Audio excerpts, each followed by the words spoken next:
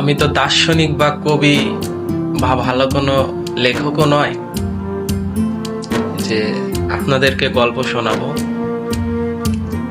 তবে নিজের মনের থেকে বানানো অযান্ত্রিক একটা গল্প আমি আপনাদেরকে শোনাই।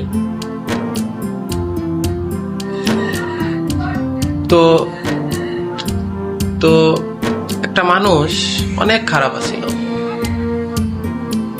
তো সেই মানুষটা ভালো হওয়ার জন্য অনেক চেষ্টা করতেছিল।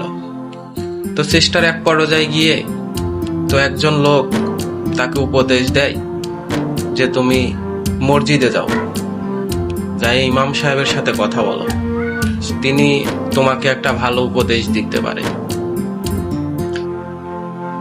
তো যেই বলা সেই কাজ, উনি তো মসজিদের দিকে রওনা দিছে। তো উনি মসজিদে যাওয়ার পরে দেখে সালাত আদায় করতেছে ইমাম সাহেব। তো ইমাম সাহেবের সালাত শেষ হওয়ার পরে তো উনি ইমাম সাহেবের কাছে গেছে। যাওয়ার পরে ইমাম সাহেবের পাশে বসে ইমাম সাহেবরে বিস্তারিত সবকিছু খুলে বলছে।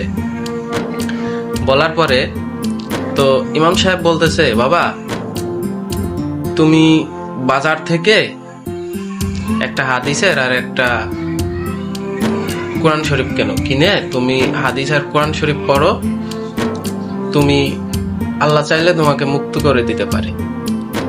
তো লোকটা তো তার আগে কখনো হাদিস কোরআন এইসবের কিছু পড়ে নাই, কারণ সে সারা জীবন অন্যায় করছে, পাপ করছে।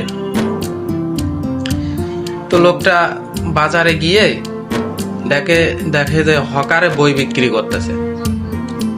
তো উনি হকারের কাছে যায়, না বুঝে শুনে দুইটা বই কিনে নিয়ে চলে আসে।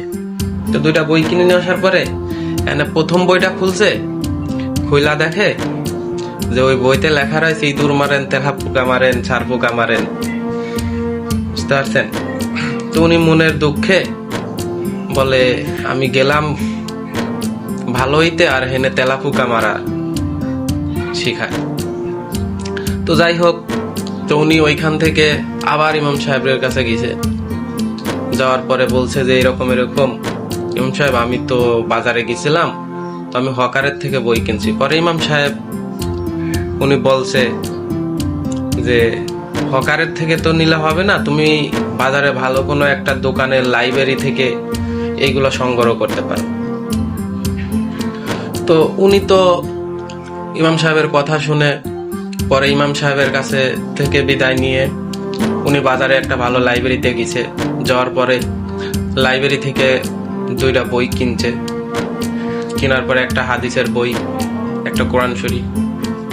কেনার পরে উনি যখন বুকে জড়াইয়ে ওইগুলা নিয়ে অধীর আগ্রহের সাথে বাসায় ফিরতেছিল,